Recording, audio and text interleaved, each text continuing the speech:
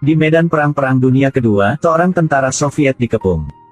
Musuh tidak memilih untuk melepaskan tembakan, tetapi tentara Soviet memilih untuk bunuh diri. Namun senjatanya kehabisan amunisi, sehingga ia pun menjadi pahlawan yang menulis sejarah. Dia seorang pilot bernama Mikhail Devitayev. Selama satu misi, dia dikejar oleh pesawat Jerman, tetapi Mikhail berselancar di air untuk menghindari peluru. Lalu mengemudikan pesawat melewati jembatan. Kembali ke udara, dia mengubah permainan. Dalam beberapa menit, menghancurkan dua pesawat Jerman. Dia terus bergegas ke depan, akan menembak jatuh pembom musuh. Dengan jarak yang semakin dekat, rentetan peluru dimuntahkan tanpa henti. Pesawat mogok di bagian terbang, sementara dalam keadaan linglung, dia masuk di bawah pesawat musuh. Peluru musuh mengenai pesawatnya. Tangki bahan bakar bocor, bahan bakar dimuntahkan. Mikhail tidak hanya kehilangan penglihatannya, tetapi kabinnya juga terbakar. Entah dari mana, dia hanya bisa memilih untuk terjun payung. Tapi sayangnya dia telah jatuh ke wilayah Jerman, dan dia mengeluarkan senjatanya dan mencoba menarik beberapa bantalan trotoar. Saat hendak bunuh diri, pistolnya kehabisan amunisi. Begitu saja, Mikhail menjadi tawanan Jerman, dia dikirim ke kamp tawanan perang pilot. Di sini, dia bertemu Nikolai. Dia mengeluarkan Ordonansi 270, menasihati para tahanan untuk menyerah. Ordonansi Soviet 270 mendefinisikan tawanan perang sebagai pembelot. Bahkan anggota keluarganya dikenal sebagai pengkhianat. Inilah alasan utama mengapa Mikhail ingin bunuh diri. Tetapi dia tidak menyangka bahwa Nikolai memilih untuk mengkhianati negaranya. Kamu menjual hidupmu untuk kejahatan Jerman. Mikhail, kamu benar. Tidak sepaham dengannya, malam itu Mikhail memimpin beberapa tahanan kabur. Tapi segera ditangkap. Nikolai menghormati persahabatan sebelumnya, dan menyarankannya untuk menyerah. Melindunginya sambil mengatakan dia menyerah. Untuk menunjukkan kesetiaan kepada tentara Jerman. Nikolai menembak dan membunuh satu rekan senegaranya. Menyebabkan Mikhail yang tidak bisa tahan lagi. Setelah memukul Nikolai, dia sudah pilih memprotes. Yang menantinya di depan adalah krematorium Jerman. Sebelum eksekusi, tukang cukur tahu dia adalah seorang pilot. Apalagi dia ingin mencuri pesawat untuk kembali ke negaranya. Hal ini membuatnya memutuskan menyelamatkannya. Dia mengubah kartu identitasnya sebagai seorang artileri, dia lolos dari eksekusi. Segera setelah itu, Mikhail dikirim ke penjara konsentrasi di Usnan. Adegan sengit di tempat ini benar-benar tak terbayangkan. Puluhan orang berdesakan dalam satu ruangan, dengan hanya beberapa baris sehari untuk mencuci muka. Dan makanan sangat sulit untuk ditelan. Mikhail dipukuli beberapa kali oleh atasannya. Di barak terdekat ada lapangan terbang rahasia, setiap malam Jerman melakukan tes rudal. Karena tidak berhasil, maka langsung meledak di kamp konsentrasi. Sehingga banyak tahanan yang tidak bisa lari dan tewas di tempat. Ketika Mikhail memindahkan mayatnya, dia menemukan bahwa satu orang masih hidup. Dia segera memanggil sipir untuk datang. Tetapi di matanya, orang yang tidak bisa berjalan dianggap orang mati. Jadi Mikhail hanya bisa menjatuhkannya ke tanah. Pagi-pagi sekali dia mengunjungi tahanan itu. Untuk berterima kasih kepada Mikhail, dia mengatakan kepadanya bahwa temannya akan keluar dari penjara. Menyuruhnya untuk segera melarikan diri dari neraka ini. Kemudian Mikhail pergi mencari mereka, dan berhasil bergabung dengan kelompoknya. Tanpa diduga, di antara tahanan yang melarikan diri ada seorang mandor. Mereka akan naik kapal untuk melarikan diri melalui laut. Mikhail menentang keras rencana ini. Di seberang laut masih wilayah Jerman. Begitu mereka mendekati pantai, mereka akan langsung ditembak. Jadi dia menjelaskan identitasnya kepada mereka. Aku seorang pilot, memegang pangkat letnan di Resimen Abadi Pengawal ke-104. Jerman menjaga pantai dengan hati-hati. Jadi mari kita melarikan diri melalui udara. Setelah mendapat persetujuan kapten. Keesokan harinya Mandor memanfaatkan posisinya untuk memimpin tim bekerja di bandara. Kelompok tawanan perang ini bermaksud untuk mencuri pesawat pengebom Jerman dalam waktu 180 detik. Dan dalam waktu 180 detik ini, mereka harus berhadapan dengan penjaga tunggal ini. Kemudian menyembunyikan tubuhnya dan berhasil hidupkan pesawat. Jika tidak, apa yang dapatkan sebagai balasannya adalah kematian. Mereka menghitung waktu, mensimulasikan adegan, semua langkah perlu menghitung berapa banyak waktunya. Tiba-tiba Mikhail menyadari bahwa Jika tidak cukup waktu, kita akan gagal. Semua barang-barang di kabin ditandai dalam bahasa Jerman. Saat ini, seorang anggota berkata bahwa di terowongan dekat sini ada puing-puing pesawat tentara Jerman. Keesokan harinya, Mandor mengambil keuntungan dari posisinya lagi, memimpin mereka ke terowongan untuk bekerja. Dia menggunakan alasan untuk memotong kayu bakar untuk tentara Jerman lalu menyuruh Mikhail untuk mencarinya. Mikhail mengambil kesempatan untuk masuk ke dalam pesawat yang rusak. Dia terlebih dahulu membiasakan diri dengan struktur kokpit. Kemudian mulai menghapus semua tanda di dalamnya. Pada saat ini, tentara Jerman tiba-tiba menjadi curiga, jadi dia sudah masuk. Sedangkan Mikhail masih sibuk saat ini, sama sekali tidak menyadari bahwa ada tentara Jerman di sampingnya. Melihat dia perlahan mendekat dengan pistol, semua orang tegang. Untungnya, Mikhail menyadarinya dan dengan cepat berjalan keluar dengan seikat kayu bakar. Kali ini dia berhasil lolos dari kehidupan. Kemudian dia, dengan bantuan Mandor, menerjemahkan bahasa Jerman pada instruksi. Kemudian dia mulai menghafal. Apakah itu mandi, tidur atau bekerja, Mikhail menghafalnya. Sangat cepat, hari latihan resmi tiba, semua penjaga telah pergi. Hanya menyisakan satu penjaga untuk mengawasi mereka. Rekan-rekan diam-diam menyiapkan pukulan fatal bagi para penjaga. Mandor melangkah maju, menarik perhatian dia. Saat babi mati, berikan palu untuk membuat kepalanya mekar.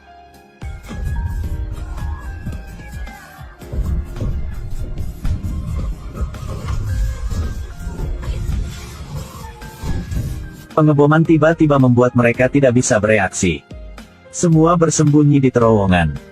Pesawat Soviet membombardir korps Jerman. Jangan meledakkan gudang, sama sekali tidak meledak ke gudang. Tidak peduli seberapa banyak mereka berdoa, peluru masih mendarat di atas gudang. Untung tidak meledak. Perwira militer Jerman itu langsung datang. Karena pesawat itu berisi dokumen rahasia tentang pembangunan rudal tersebut. Pada saat ini, Mikhail dengan berani berlari keluar. Menggunakan alasan ingin bertukar makanan, secara sukarela pergi untuk menjinakkan bom. Tanpa ragu sedetik pun, dia mengambil obeng dan masuk ke dalam. Naik ke pesawat untuk mulai membongkar bom. Pada saat yang berbahaya, bom tiba-tiba meluncur. Mikhail memeluknya erat-erat, alat jatuh di luar jangkauan. Kawan lain melihat ini dan bergegas membantu. Menanggung resiko bom meledak sewaktu-waktu, dia akhirnya berhasil mendapatkan detonator. Tentara Jerman sangat mengaguminya sehingga mereka menghadiahinya dengan 2 porsi makanan. Tapi ini membuat tahanan merasa bingung di dalam hatinya. Dulu, Jerman menyuruhnya untuk menemukan tukang perahu yang hendak melarikan diri. Tapi tetap tidak ada kabar. Sekarang Mikhail telah menyelamatkan penerbangan, dia bahkan lebih yakin bahwa Mikhail ingin melarikan diri. Jadi di depan semua orang, dia mengumumkan rencananya. Mikhail membuatnya selamanya tidak bisa membuka mulutnya. Setelah membunuh, tentu saja dia akan dihukum. Dia diikat ke sebuah tiang, menderita 25 kerucut. Keesokan harinya dia terluka parah tapi masih harus bekerja. Tetapi sekarang bahaya yang lebih besar telah datang. Komandan Jerman mengetahui dari mulut seorang tukang cukur bahwa seorang tahanan telah mengubah identitasnya. Jadi dia memerintahkan Nikolai untuk pergi ke kamp konsentrasi untuk menemukannya. Semua tahanan berbaris, Nikolai memeriksa setiap baris. Pada saat yang berbahaya, Kapten tiba-tiba meminta anggota tim untuk mengingat alamat rumahnya. Kemudian tanpa ragu-ragu bergegas keluar untuk membuat kekacauan. Anggota lain, mengambil kesempatan untuk bertukar posisi untuk Mikhail. No. 38, Jalan Matara, pintu hijau di sebelah kiri. Saudara lapangan merah. Mari rayakan kemenangan untukku. Di bawah pengorbanan Kapten Kompi, Mikhail lolos dari kehidupan lagi. Rencananya juga lakukan dengan lancar. Penjaga bergiliran pergi, dan Mandor berjalan ke arah mobil pertama. Dia tiba-tiba mengambil tindakan tetapi belum bisa membunuhnya. Orang-orang dari tim melihat begitu, segera bergegas keluar. Dan bergabung dengan Mandor untuk membawa Jerman menemui Raja Neraka. Setelah menyembunyikan mayat di bawah mobil, semua orang segera memasuki gudang. Mereka hanya memiliki 120 detik untuk menyalakan pesawat. Mikhail memasuki kokpit, mencoba menyalakan pesawat, tetapi menemukan bahwa baterainya mati. Rekan satu timnya segera menemukan sumber daya untuk diisi ulang. Berdasarkan pengalaman terbang, Mikhail berhasil menyalakan mesin pertama. Lalu menyalakan mesin kedua. Beberapa menit telah berlalu, dan tentara Jerman yang telah berganti shift telah kembali ke bandara. Tetapi pesawat tetap tidak bisa aktifkan. Mikhail dengan tegas melepaskan pedal rem, pesawat perlahan menuju bandara. Kejutannya adalah pihak Jerman tidak ragu. Karena orang Jerman tidak bisa memikirkan seorang tahanan yang bisa menerbangkan pesawat untuk melarikan diri. Pesawat dengan mulus mencapai jalur penerbangan. Kemudian kecepatan meningkat, Mikhail sulit untuk mengendalikan pesawat untuk lepas landas. Tetapi karena dia tidak terbiasa terbang, banyak lepas landas yang tidak berhasil. Pesawatnya juga mau lari ke ujung landasan.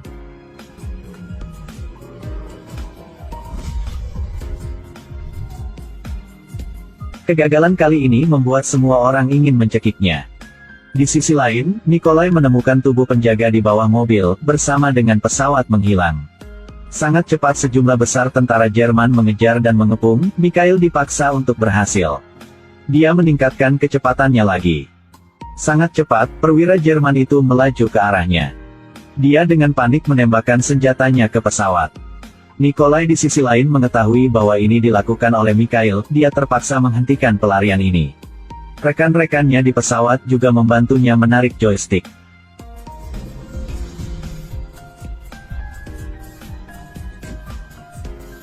Di bawah pandangan, Nikolai pesawat terbang dari pangkalan.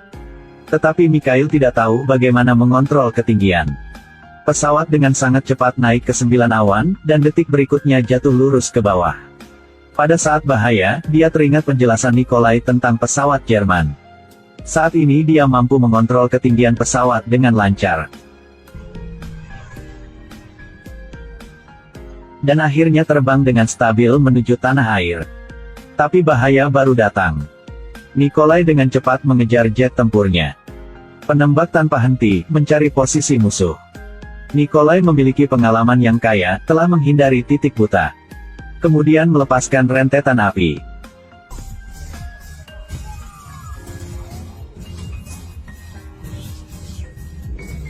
Salah satu mesin pesawat langsung hancur. Nikolai terus buru-buru maju, tapi di luar dugaan senjatanya menancap. Hal ini membuat pesawat Mikhail berhasil melancarkan serangan balik. Dan saat ini ia masih tidak lupa menasehati teman lamanya untuk berbalik arah. Nikolai, dengarkan aku. Negara kita tepat di depan mata. Ayo pulang. Kemana aku bisa pergi? Jika aku kembali, siapa yang akan bahagia? Ayahku. Aku telah mengenakan seragam tentara Jerman. Nikolai juga tidak mau tambah membuang kata-kata, dia menerbangkan pesawat di atas pesawat Mikhail. Membuka roda dan mencoba menghancurkan pesawatnya.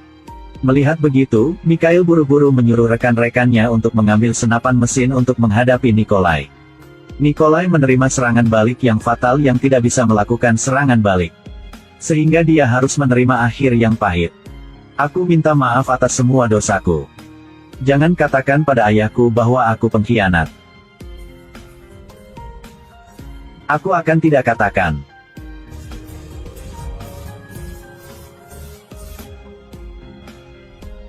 Baik, Nikolai.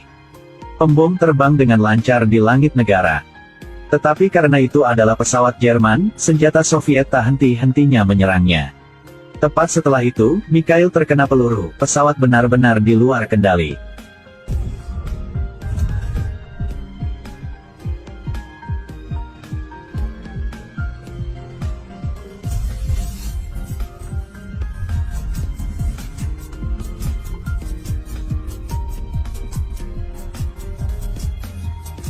Mereka harus merangkak keluar dari pesawat.